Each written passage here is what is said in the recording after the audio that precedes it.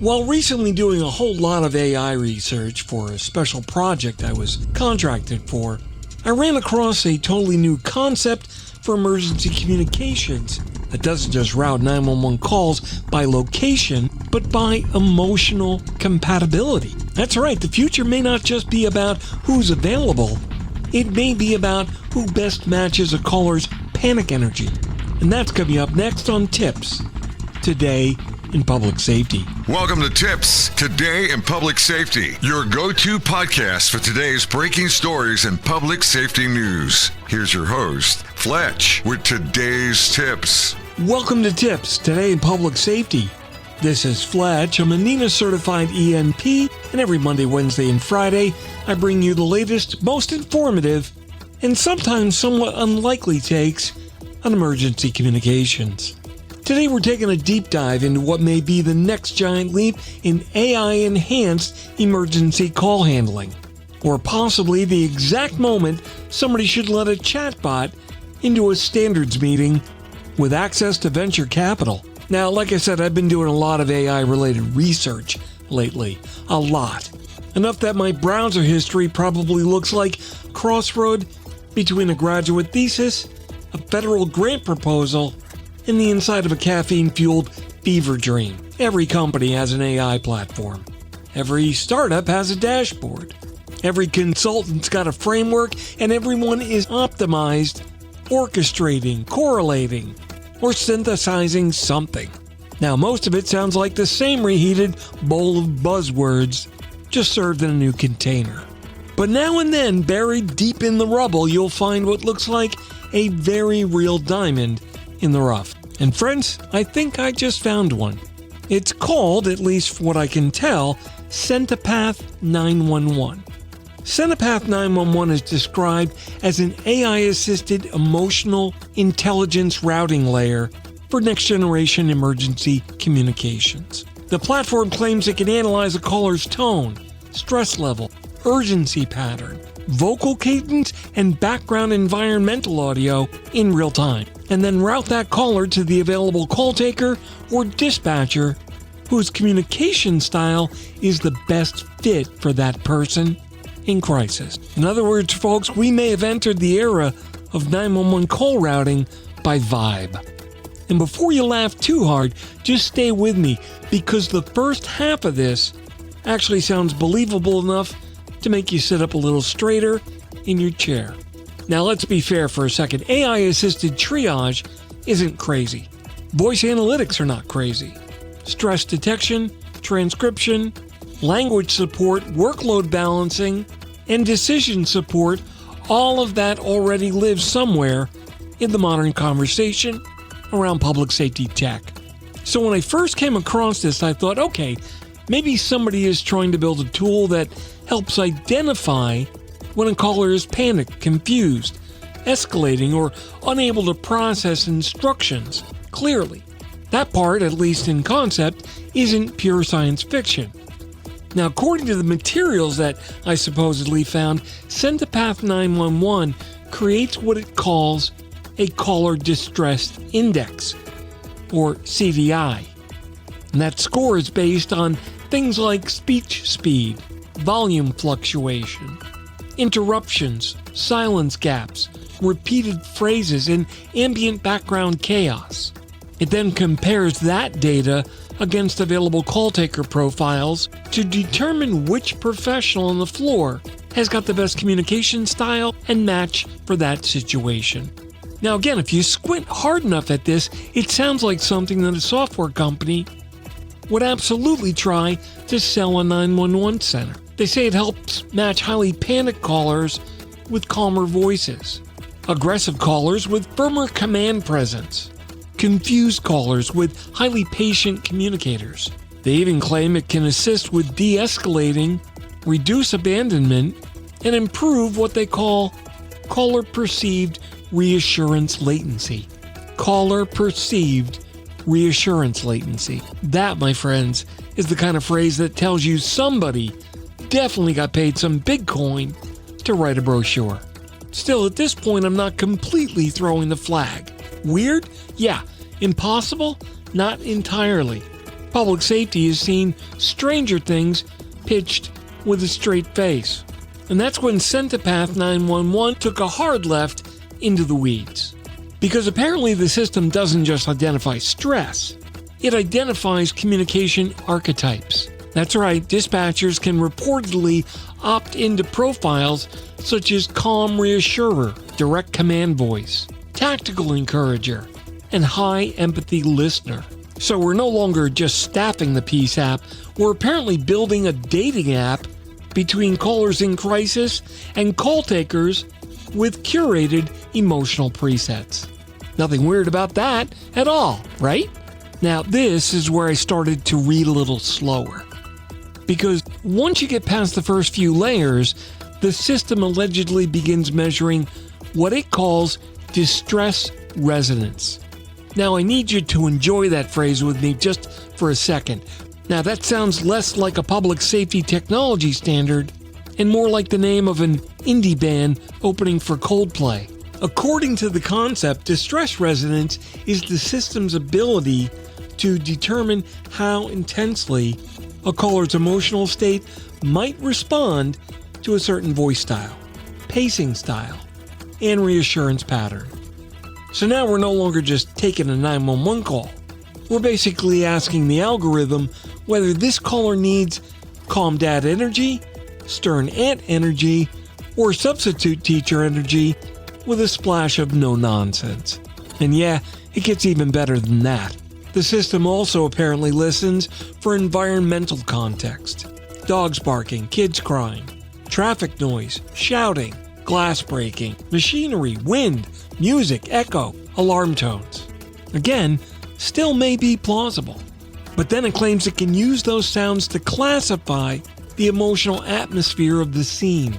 The emotional atmosphere of the scene. Not just chaotic, not just noisy, emotional atmosphere. So now in this fantasy world, your 911 center dashboard is no longer showing you call queues and Annie Alley. It's going to show you things like scene status unstable, caller tone urgent, background profile emotionally crowded, vibe forecast deteriorating. And then somewhere on the floor, somebody is probably saying, "Hey Carol, I need you on line 3. This domestic sounds incredibly spiritually escalated." Now this is also where Centipath also claims that it can help with continuity by routing repeat callers towards similar communication styles over time. Not necessarily the same dispatcher, mind you, just the same style cluster. So the caller feels a more emotional response pattern from your agency. Folks, at that point, we're not just dispatching emergency services anymore, we're maintaining relational consistency with the algorithm. And we've officially wandered into the part of the forest where the technology brochure starts to smell a little like incense. But wait, there's more, because of course there is. The next feature I uncovered is called scene mode prediction. Now let me say that again, slowly, just in case you were driving and almost swerved into a guardrail. Scene mode prediction. This feature supposedly combines caller tone, background sound, word choice, interruption frequency, and speech pacing to estimate the emotional trajectory of the incident before responders arrive. So not only are we just dispatching units, now we're apparently doing astrological readings.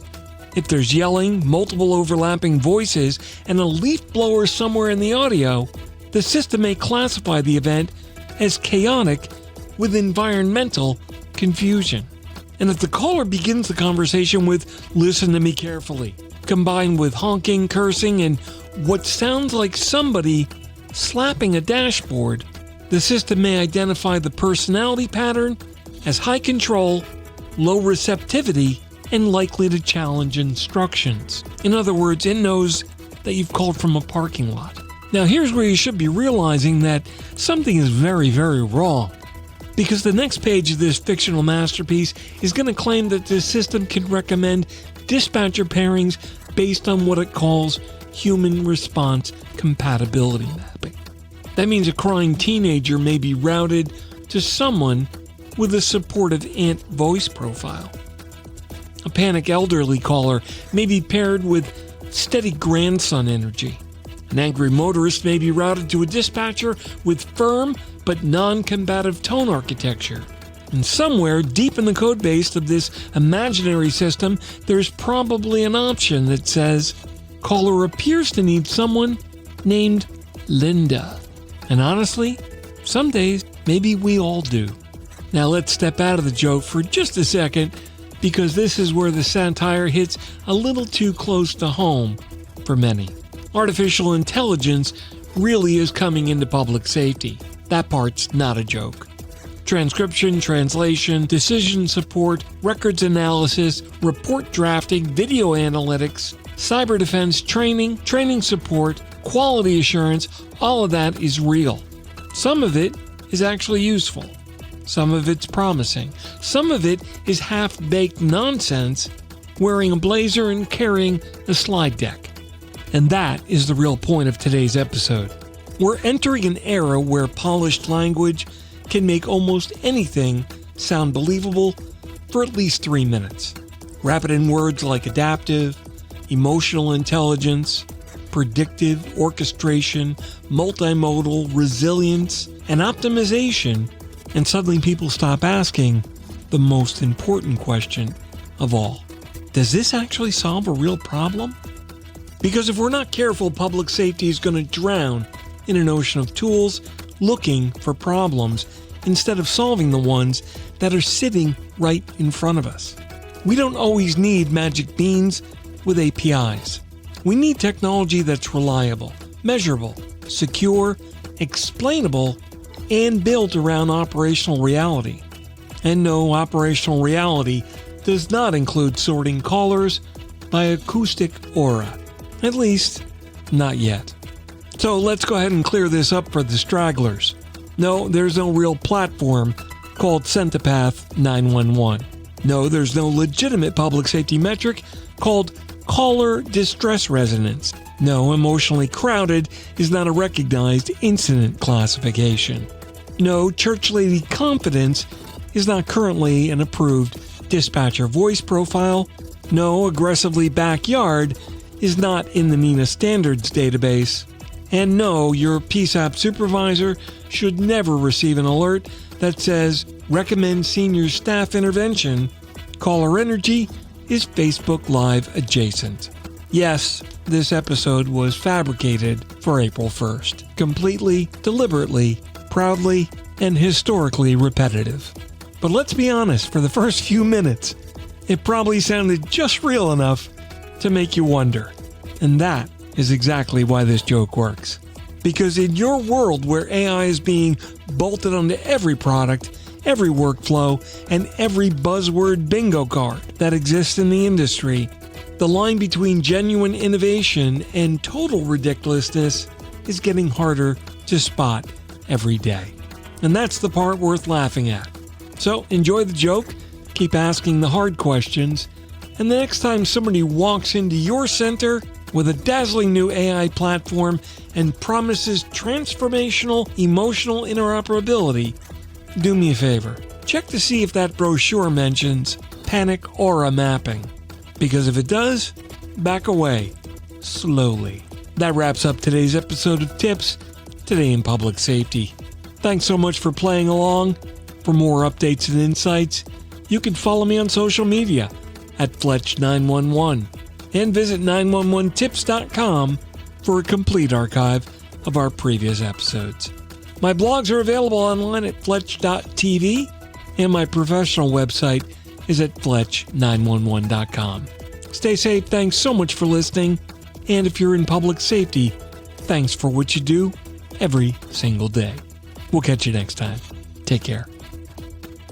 You've been listening to TiPS, Today in Public Safety, your go-to podcast for today's breaking stories and public safety news. Hosted by Fletch and available every Monday, Wednesday, and Friday. Catch past episodes on 911tips.com. Be sure to like and subscribe, and remember to join us each week for the latest on NG911. I am Spider Harrison, the official 911 voiceover dude. Catch me on Sirius XM on various channels, including 90s on 9, the 10 spot, and on the Weekend Countdown on Hits 1. Or don't regret for the rest of your life. Either way, I'm good.